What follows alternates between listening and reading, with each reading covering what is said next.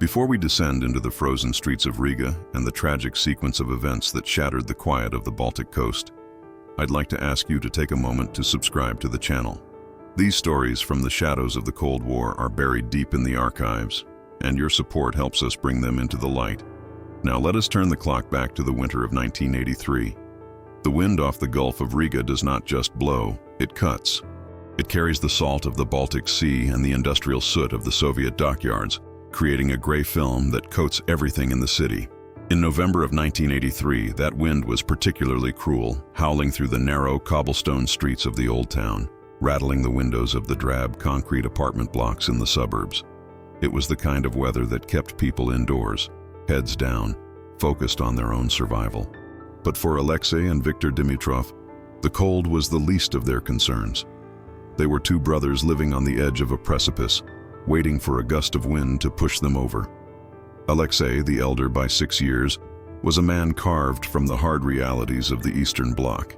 At 32, he possessed a face that aged prematurely, lined by stress and the harsh tobacco of cheap Soviet cigarettes. He worked officially as a logistics coordinator at the Riga commercial port, a job that gave him access to manifests, schedules, and the darker undercurrents of the black market. Viktor, 26, was different. Where Alexei was stone, Viktor was water, fluid, adaptable, but easily directed by stronger forces. He was a university dropout, a dreamer who listened to jammed radio frequencies from the West and imagined a life where the color of the world wasn't a uniform shade of gray. They were Bulgarian nationals by birth, children of a diplomat who had fallen out of favor with the party in the mid-70s and died in disgrace. Left to navigate the fringes of the Soviet system, the brothers had drifted north to the Latvian Soviet Socialist Republic, a place where the Soviet grip felt both suffocatingly tight and paradoxically porous. Riga was a port city, a window to the west that was painted shut, but a window nonetheless. The tragedy of the Dimitrov brothers began not with a grand ideological statement, but with a debt. Alexei had borrowed heavily from a syndicate operating out of the Kaliningrad exclave to fund a smuggling operation that had gone spectacularly wrong. The shipment, crates of Western consumer electronics intended for the black market in Moscow, had been intercepted by the militia. The syndicate did not care about excuses. They did not care about militia raids. They cared about their investment. By late 1983, the interest on Alexei's debt had grown into a death sentence. "We need a way out, Vic," Alexei had said one evening, sitting in their cramped kitchen, the yellow light of a single bulb casting long shadows against the peeling wallpaper. The table between them was littered with empty tea glasses and an overflowing ashtray. "We can run," Viktor suggested, his voice barely a whisper. "South, maybe to the Black Sea coast. Disappear into the crowds in Odessa." Alexei shook his head, the smoke from his cigarette curling around his fingers. "They have eyes in Odessa. They have eyes in Varna. There is no running from this debt inside the Union. We need to buy our way out, or we need to buy our way out. The out meant the West, Sweden, Finland, places that Viktor only knew from the static-filled voices on the radio. But crossing the Baltic Sea was not a matter of simply buying a ticket. It required resources, connections, and a currency far more valuable than rubles. It required information. It was during this period of desperate calculation that Alexei's position at the port brought him into contact with a man known only as the Courier. The Courier was not a typical smuggler. He didn't deal in jeans or cassette players.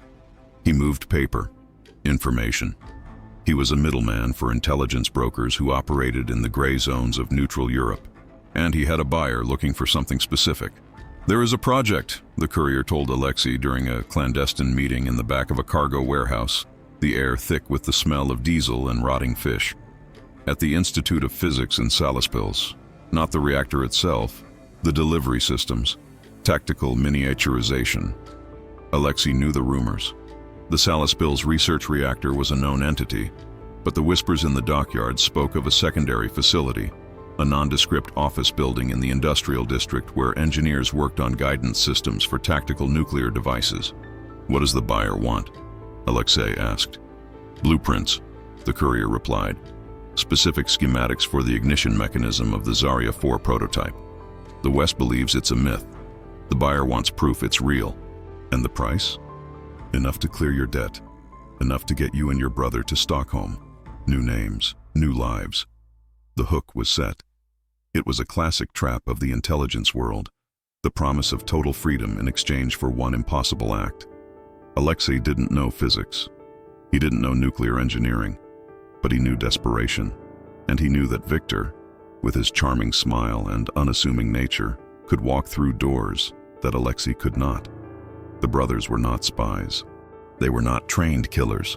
They were simply men who had run out of road. And in the logic of the Cold War, that made them the most dangerous kind of assets, the expendable kind. Chapter 2, The Architect of Shadows. The target was Dr. Valdis Berzinch. In the grand machinery of the Soviet defense sector, Berzinch was a cog, but a vital one. A senior engineer at the design bureau attached to the Salaspils facility, he was a man of habits, a widower who lived a solitary life in a pre-war apartment building in central Riga. The KGB file on him, had the brothers been able to see it, would have described him as intellectually brilliant, socially isolated, politically reliable. But politically reliable was a term that was becoming increasingly fluid in the 1980s.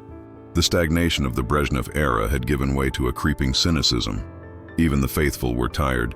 Victor was assigned the task of surveillance. For 3 weeks in December, he tracked the doctor's movements. He learned that Berzinch took the number 2 tram to work every morning at 7:45. He learned that he ate lunch at a small cafeteria near the Freedom Monument on Tuesdays and Thursdays. He learned that on Friday evenings, the doctor visited a chess club in the basement of the Culture Palace. He's lonely, Victor reported to Alexei. He sits alone. He reads engineering journals while he eats. He walks with a limp left leg.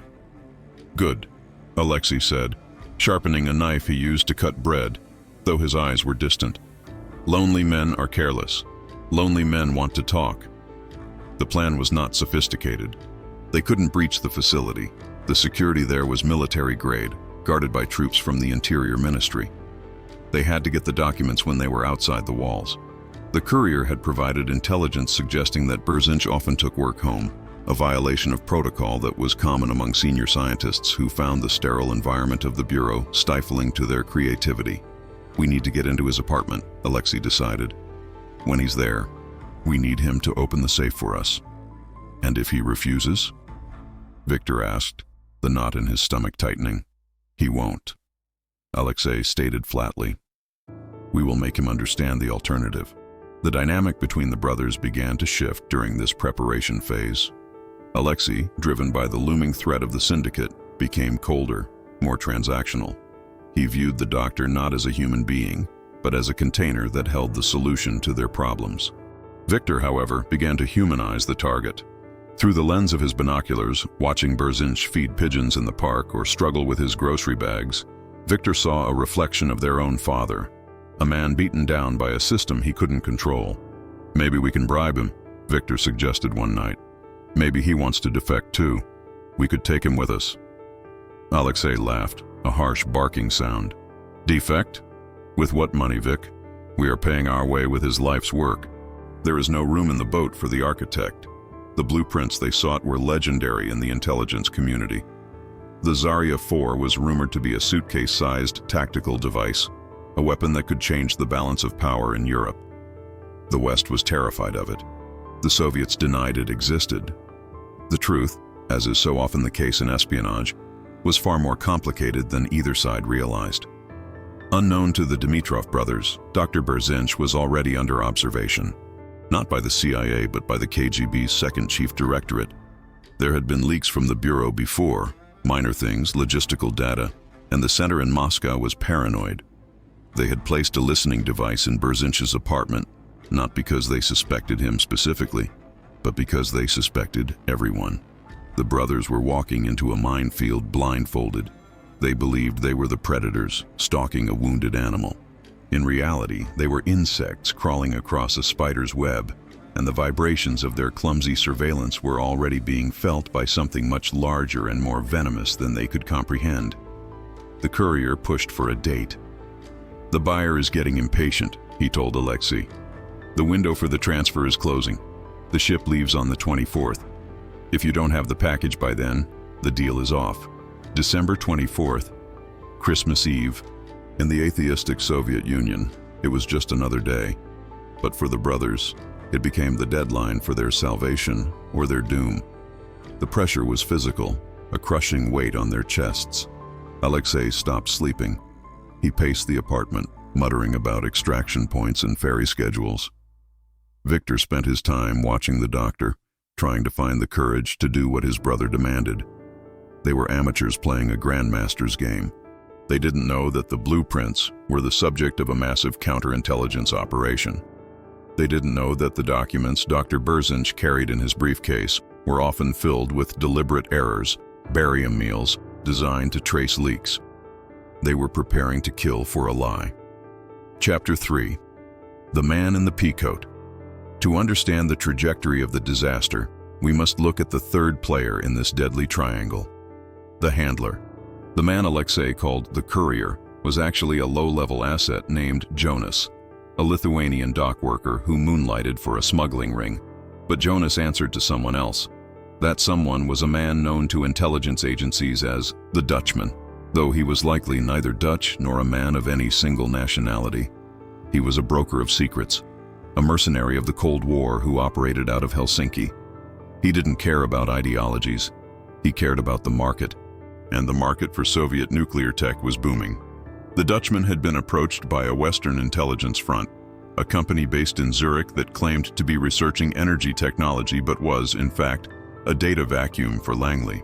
They wanted to know if the Zarya 4 was real. They offered a bounty. The Dutchman, lazy and greedy, outsourced the risk. He found Jonas. Jonas found the Dimitrovs. It was a chain of deniability. If the Dimitrovs were caught, they knew only Jonas. If Jonas was caught, he knew only a dead drop location in Helsinki. The Dutchman remained a ghost. On December 20th, 4 days before the deadline, Alexei met Jonas in a public bathhouse. The steam was thick, obscuring faces, providing a false sense of privacy. "Is everything ready?" Jonas asked, sweating profusely, his pale skin flushed. "We take him tomorrow night," Alexei said. "He has the briefcase. Victor saw him bring it home yesterday. He keeps it in a wall safe behind a painting. Classic." "And the exit?" "We have a car. We drive to the coast, north of Solkrasti. The fishing trawler meets us at 0400. Jonas nodded. "The captain of the trawler needs half the money up front. I told him you were good for it." Alexei grabbed Jonas by the wrist, his grip like iron. "We don't have money, Jonas. We have the papers. The papers get us the money. If the captain wants payment, he takes us to Sweden first." Jonas pulled away, rubbing his wrist. "I will handle the captain. You just get the documents. And Alexei, no loose ends. The doctor sees your faces, he talks. He talks, the KGB closes the port. If the port closes, nobody leaves." The implication was clear. It wasn't enough to rob Dr. Berzinch. They had to silence him. When Alexei returned to the apartment, he placed a heavy dark object on the table wrapped in an oily rag. Victor looked up from his book. He knew what it was before Alexei unwrapped it. A Tokarev TT-33 pistol. Old, heavy, reliable. "We are not killers, Alexei," Victor said, his voice trembling. "We are survivors." Alexei corrected him. "And tomorrow, we survive." The psychological preparation for violence is a strange thing. For Alexei, it was a shutting down of empathy, a narrowing of the world until only the objective remained. For Victor, it was a rising panic, a sense of unreality. He looked at his hands and couldn't imagine them holding a gun, let alone using it. But the debt was real. The threat of the Kaliningrad syndicate was real. They had received a message earlier that week, a dead rat nailed to their door. A cliché perhaps, but a clear one. Time had run out. The Zarya 4 blueprints became a talisman for them. They attributed magical properties to these papers. They believed that these sheets of technical drawings held the power to wash away their sins, to pay their debts, to transport them to a land of supermarkets and neon lights. They didn't question the morality of selling nuclear secrets. They were too far down the hole for that. They just wanted to breathe again. Chapter 4. The Longest Night. December 21st, 1983. The winter solstice, the longest night of the year. Riga was buried under fresh snow, the sounds of the city muffled by the white blanket. The temperature had dropped to 20 below zero. At 7:00 p.m., Dr. Berzinch returned to his apartment on Rainey's Boulevard. He carried his leather briefcase, clutching it close to his chest. Victor watched from a parked Lada across the street, the engine idling to keep the heater running. "He's inside," Victor said into a walkie-talkie, a piece of equipment they had stolen from the docks. "Light is on," Alexei's voice crackled back. He was in the alleyway behind the building, near the fire escape. "I'm going up." The plan was for Alexei to enter through the kitchen window, which faced the alley. It was a third-floor apartment, but the fire escape was accessible if one was athletic and desperate. Victor was the lookout. Alexei climbed the rusted iron stairs, his breath pluming in the freezing air. The metal stung his hands even through his gloves. He reached the third landing and looked through the window. Berzinch was in the kitchen, boiling water for tea. He looked harmless, a man in a cardigan, shuffling around in slippers. Alexei felt a momentary hesitation, a flicker of humanity. But then he remembered the rat on the door. He remembered the look in the syndicate enforcer's eyes. He took a deep breath, pulled a pry bar from his jacket, and wedged it under the window frame. The wood was old and rotten. It gave way with a sickening crunch. Berzinch spun around, dropping the kettle. Boiling water splashed across the floor. Alexei crashed through the window, the glass shattering. He tumbled onto the linoleum, the gun already in his hand. "Quiet!" Alexei hissed, aiming the weapon at the doctor's chest. "Not a sound!" Berzinch backed away, his hands raised, his eyes wide with terror behind his thick glasses. "Please," he stammered. "I have no money. Take the television. Take the radio."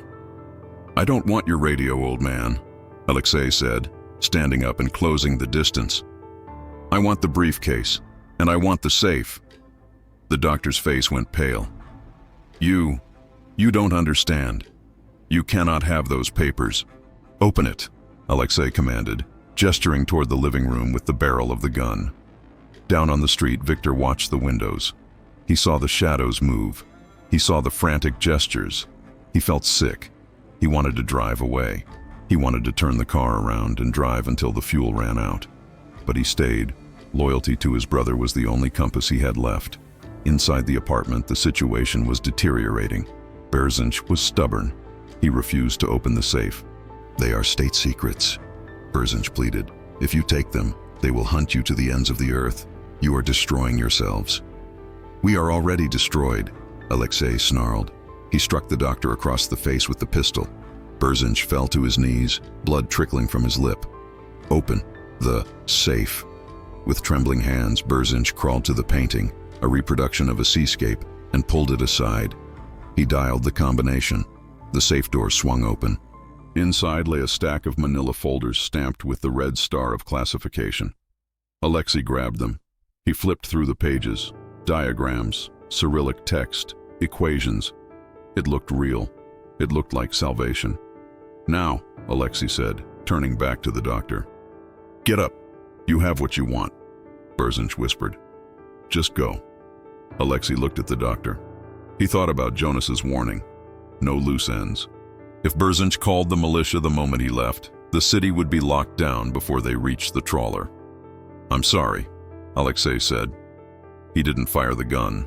A gunshot was too loud. Instead, he reached for a heavy brass lamp on the desk.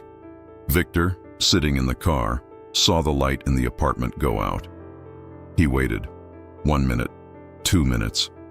Then Alexei emerged from the front door of the building, the collar of his coat pulled up, the briefcase tucked under his arm. He got into the car. "Drive," Alexei said. He smelled of sweat and copper. "Is he—" Victor couldn't finish the sentence. "Drive," Alexei shouted, slamming his hand against the dashboard. Victor put the car in gear and pulled away into the snowy night. They had the blueprints. They had the ticket out. But as they sped toward the coast, the weight of the briefcase on Alexei's lap felt heavier than lead. Chapter 5. The House of Mirrors. The drive to the coast was a blur of pine trees and headlights. Neither brother spoke. The heater in the Lada rattled, fighting a losing battle against the Baltic chill. What the brothers did not know was that the apartment they had just left was not silent. The listening device planted by the KGB had picked up everything: the sound of the glass breaking, the demands, the struggle, and the final sickening thud of the brass lamp. At the KGB headquarters on the corner of Lenin and Engels Streets, now Brivabas and Stabu, a tape recorder reel spun slowly.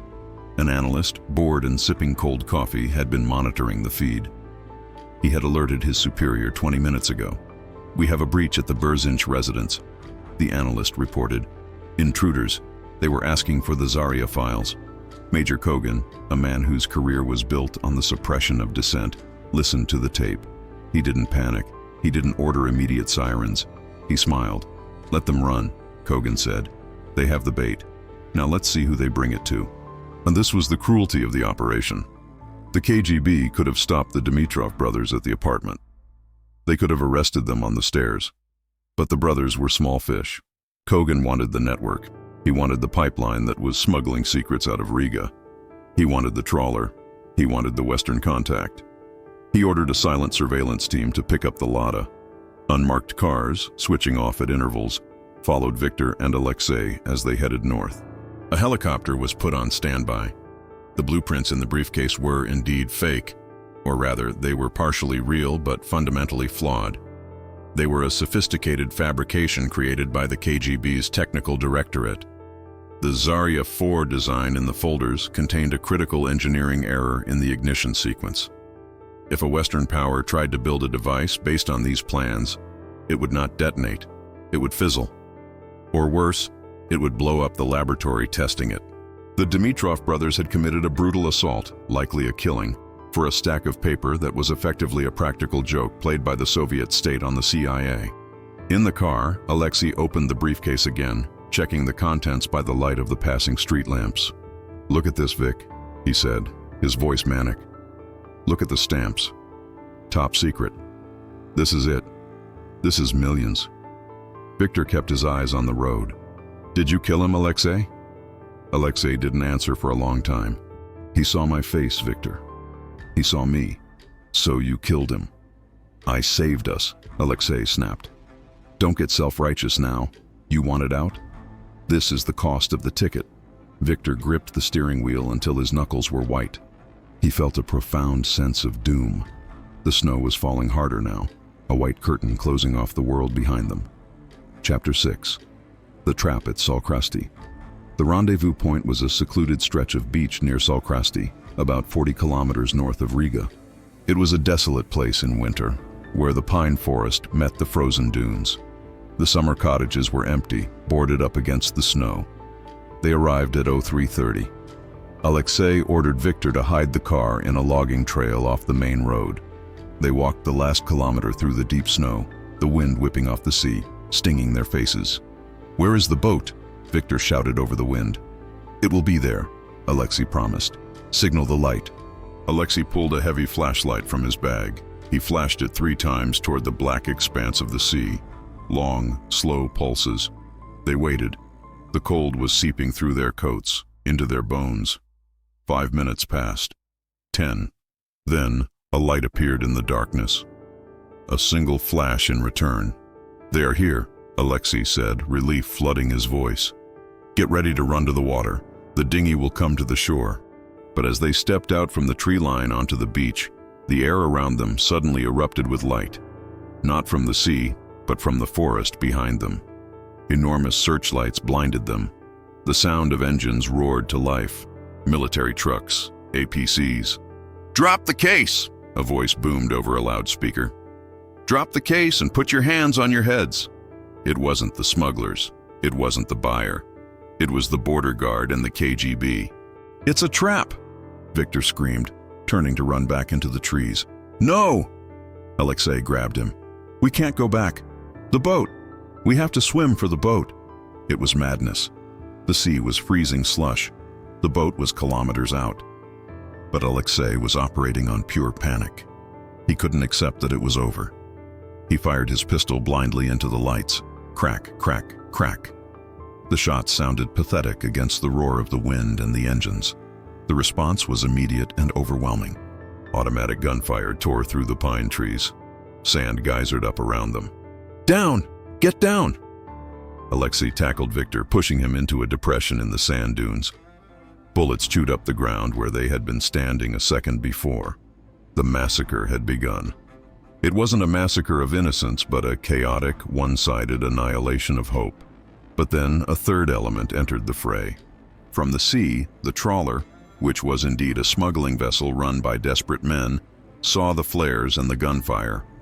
The captain, fearing he was being fired upon, ordered his crew to return fire with heavy machine guns mounted on the deck. The beach became a kill zone, the KGB firing from the forest, the smugglers firing from the sea, and the Dimitrov brothers trapped in the middle, clutching a briefcase full of lies. Chapter 7. The Crossfire. The noise was deafening. Tracers zipped through the night air like angry hornets, illuminating the snow with streaks of red and green. The KGB troops, disciplined and well-armed, began to advance in a pincer movement, closing off the flanks of the beach. Alexei dragged Victor deeper into the dunes. "We have to move north, along the shoreline. We're going to die here." Victor was sobbing now, the reality of the violence shattering his composure. "Shut up and move," Alexei slapped him. "Keep your head down." They crawled through the freezing sand, the briefcase dragging beside them. A mortar round from the KGB support unit landed 50 meters away, sending a shockwave through the ground that rattled their teeth. The smugglers on the boat realized quickly that this was a lost cause. The captain cut the engines and turned the vessel around, fleeing back into the international waters, leaving the brothers to their fate. The machine gun fire from the sea stopped. Now it was just the brothers and the Soviet state. Major Kogan watched from the command vehicle. "Cease heavy fire," he ordered. "I want them alive. They have the documents." The gunfire tapered off, replaced by the barking of dogs. Alsatians, trained to hunt men in the snow. "They are sending the dogs," Alexei whispered. He checked his pistol. 2 rounds left. "Give up, Alexei," Victor pleaded. Maybe they won't kill us. Maybe we go to prison." "Prison?"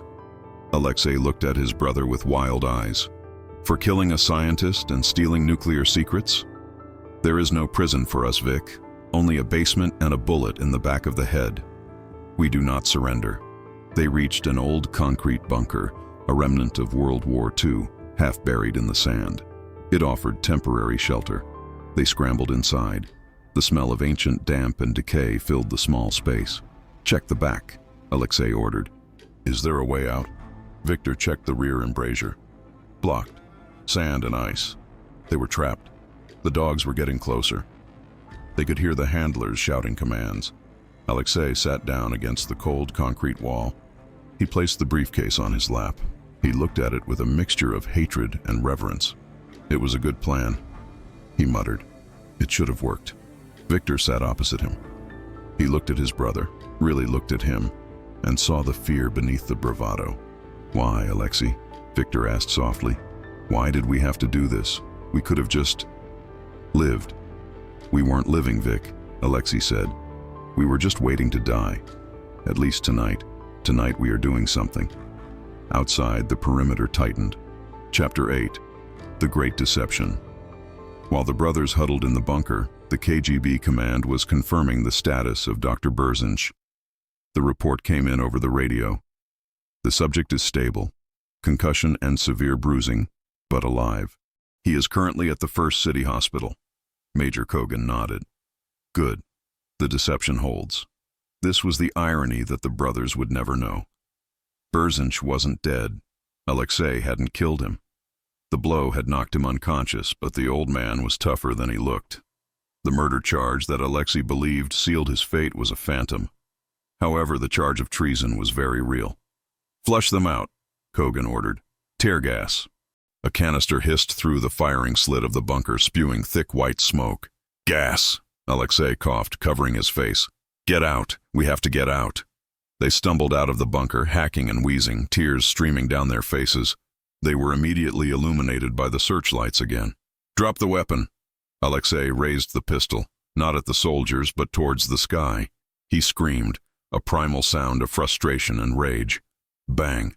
A single shot from a KGB marksman took Alexei in the shoulder. He spun around and fell, dropping the gun. Victor froze. He raised his hands. "Don't shoot! We surrender! Don't shoot!" Soldiers swarmed them. Boots kicked sand into their faces. Zip ties cut into their wrists. It was over. The violence was sudden, brutal, and efficient. Alexei was groaning in pain, blood staining the white snow crimson. Victor was dragged away, thrown into the back of a truck. As the soldiers secured the scene, Major Kogan walked up to where Alexei lay. He picked up the briefcase. He dusted off the snow. "All this effort," Kogan said, looking down at the wounded man. "For a fairy tale." He opened the case, checked the folders, and closed it. "Take him to the infirmary," Kogan said to his men. "Patch him up. We have a long conversation ahead of us." Chapter 9. The cells of the corner house. The headquarters of the KGB in Riga was known locally as the Corner House.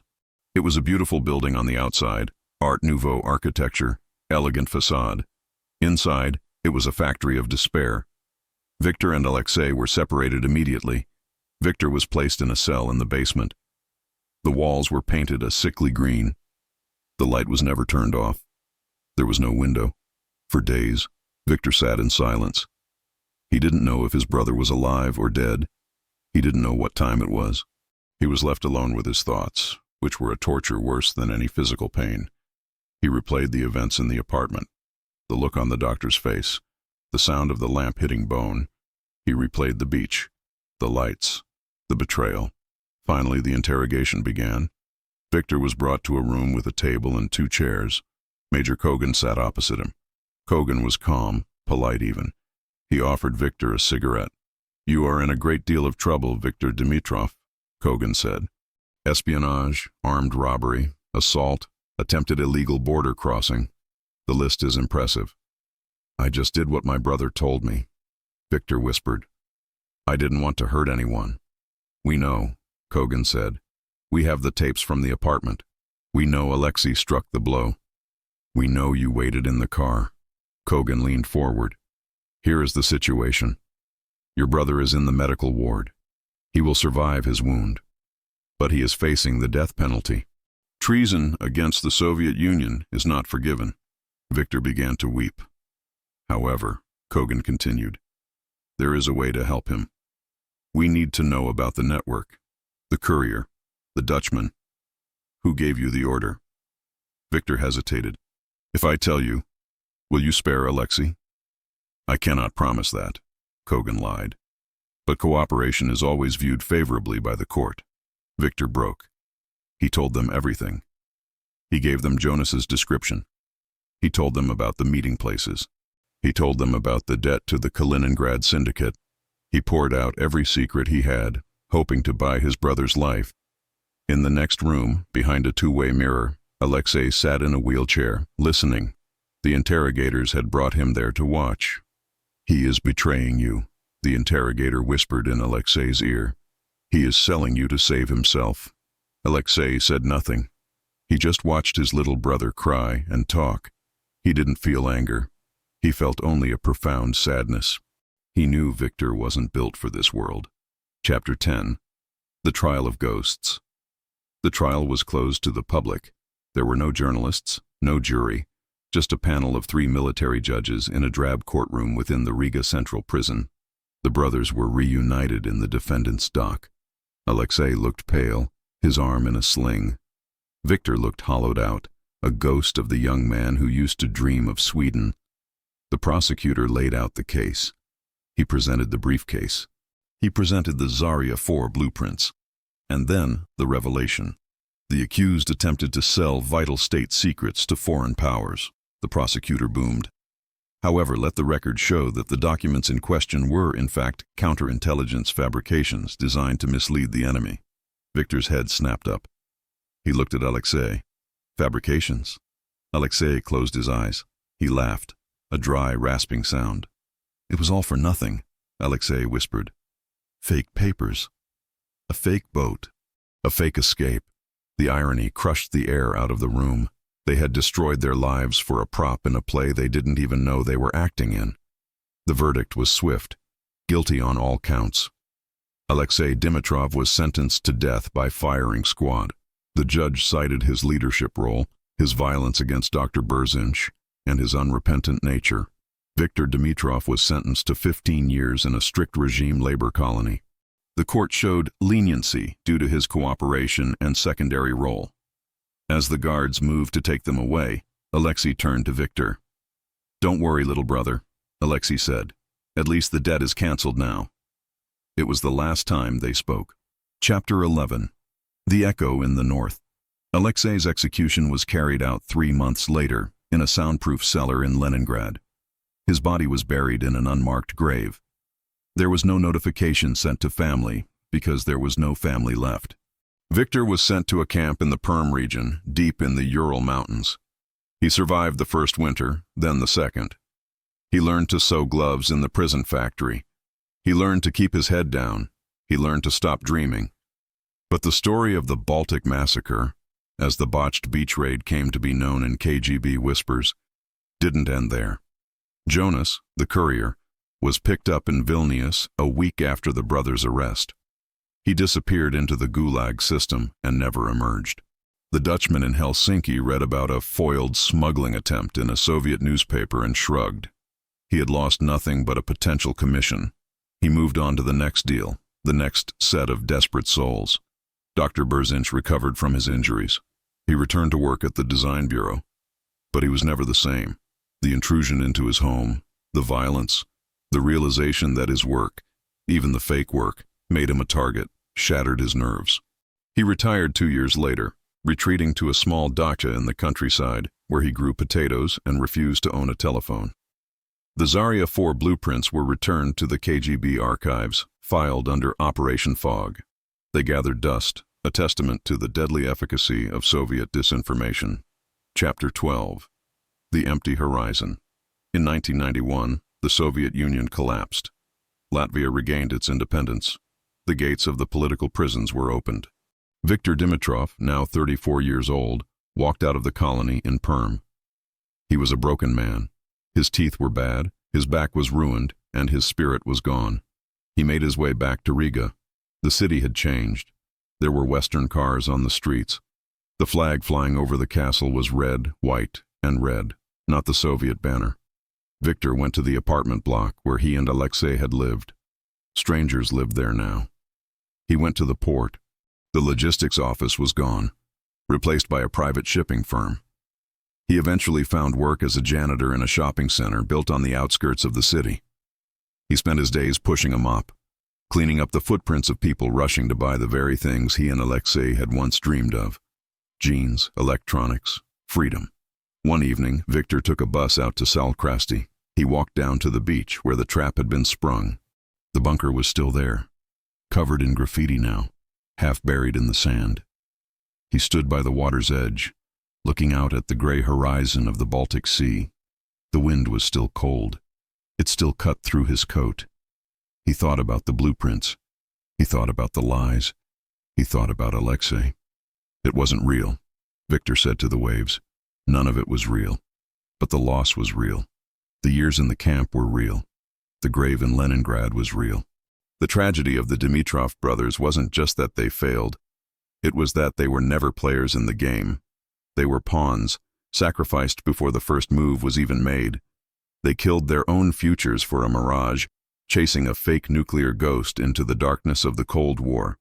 And as the sun set over the Gulf of Riga, casting long shadows across the water, Viktor turned his back on the sea and walked away, leaving the ghosts of 1983 to drift in the fog, forever waiting for a boat that would never come.